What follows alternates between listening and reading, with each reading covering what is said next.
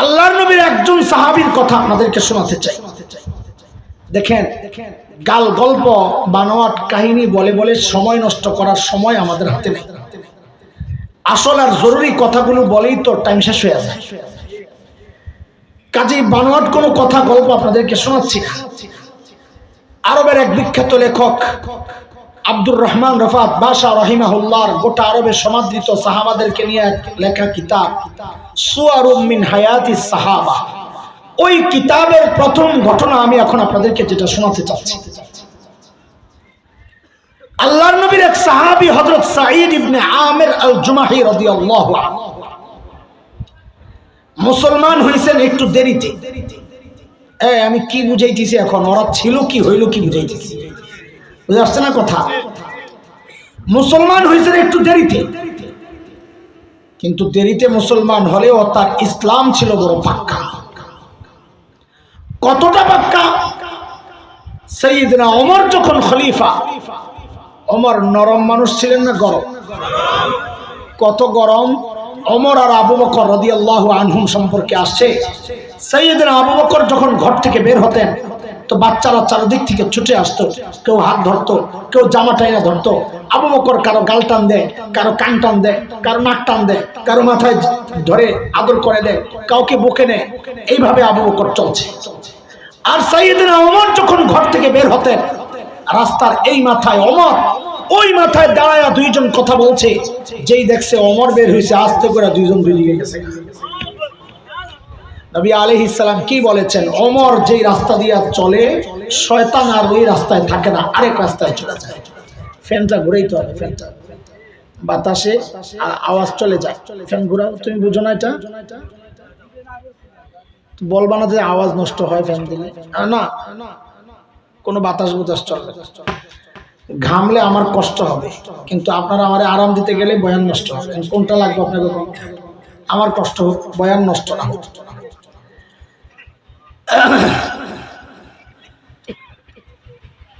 একটা চুটকি শোনাই ফাঁকি দিয়ে আপনার। মসজিদে নববীতে একটা গেট আছে, নাম হইল বাবে ওমর, ওমর গেট। সাইয়েদনা ওমর এদিক দিয়ে আসা যাওয়া করতেন। এই স্মৃতি অক্ষুণ্ণ রাখার জন্য হয়তো এই গেটটার নাম দিছে বাবে ওমর, ওমর গেট। শিয়ারা হযরত ওমরের প্রতি বিদ্বেষ লালন করার কারণে ওই গেট দিয়ে আসা যাওয়া করে না। ওমর এদিক দিয়ে আসা যাওয়া করছে, আমরা চলুন। তা আরবের এক বিখ্যাত সাহিত্যিক বড় দারুণ লেখছেন, আয় ওমর, আপনি যখন জীবিত ছিলেন, আপনি যে রাস্তা দিয়ে চলতেন ওই রাস্তায় শয়তান চলতো না। আজকে আপনি দুনিয়ায় নাই, দুনিয়া থেকে চলে গেছেন, এখনো শয়তানের দোসররা ওই রাস্তা দিয়ে আসে না। আল্লাহু আকবার। হযরত সাঈদ ইবনে আমির আল জুমাহির ঈমান কতটা পাক্কা ছিল! এত গরম ওমর যখন খলিফা, হযরত ওমরকে আয়েশা বুঝায়, ওমর, আল্লাহ দায়িত্ব দিয়েছেন, ঠিকঠাক মতো আদায় করেন, নাইলে কিন্তু খবর আছে। এই যে সাহসটা আসলো কোত্থেকে? মানুষ নিজে যতটা সৎ হয় তার সাহস তত উঁচা হয়। নিজের মধ্যে ভেজাল থাকলে কথা বলে মিনমিন করে, আর তেলের দাম বাড়ায়। কি বুঝছস তোরা? তেলের দাম কখন বাড়ে? যখন তেল খাওয়ায়ও চলে, কথায়ও চলে।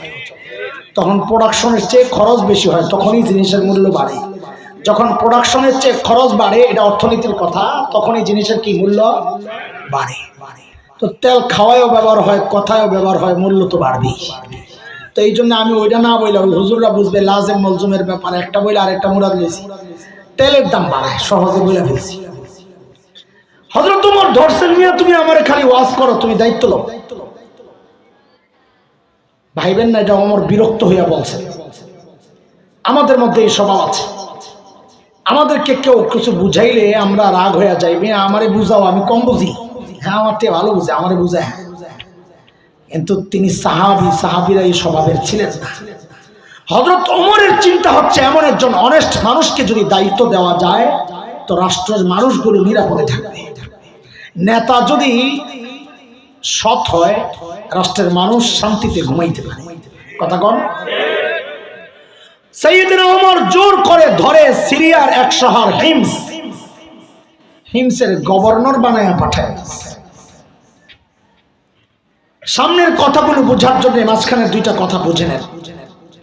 যে এলাকার মানুষ যত ধনী হয়, ওই এলাকার জনপ্রতিনিধি যারা হন, মেম্বার, চেয়ারম্যান, এমপি, তারাও এমন ধনী হন। এলাকার একটা বাতাস চলতে থাকে। আজকের দুনিয়ায় Bangkok, Singapore, Thailand, Dubai, Abu Dhabi, Karachi, Bombay, আমাদের চিটাগাং, এগুলো যেমন বাণিজ্যিক শহর, ওই সময়ে গোটা দুনিয়ার বাণিজ্যিক শহর ছিল সিরিয়া। এবার একটু বুঝে শুনে আপনারাই বলেন, সেই সিরিয়ার শহর হিমস, হিমসের গভর্নর ধনী হওয়ার কথা না গরিব হওয়ার কথা? সবাই বলে। কেমন ধনী? ছোট মোটো না অনেক বড়? কিন্তু আল্লাহর নবীর সাহাবীর অবস্থা শুনে কত বড় ধনী ছিলেন। আহারে, মানুষগুলো ছিল কি হইল? হিমস থেকে এক দল আসছে হযরত ওমরের সাথে সাক্ষাৎ করার জন্য। হযরত ওমর তাদের সাথে কথাবার্তা বলার পর বললেন, হিমসের গরিবদের একটা লিস্ট দাও, আমি বাইতুল মাল থেকে তাদের জন্য কিছু বরাদ্দ দিয়ে দেব। ওরা সুযোগ পায়া লিস্ট একটা করছে, লম্বা সুযোগ পাইছে, এত বড় লিস্ট একটা কইরা হযরত ওমরের কাছে জমা দিয়েছে। ফুকারা ও হিমস, হিমসের গরিবদের লিস্ট।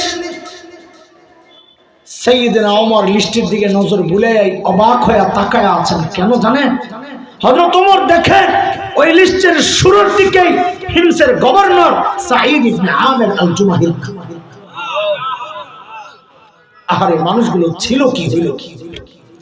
এক পয়সার জন্য যারা মানুষ খুন করত, আজকে এত বড় দায়িত্ব পায়াও তারা শহরের সবচাইতে বড় গরিবদের কাতার।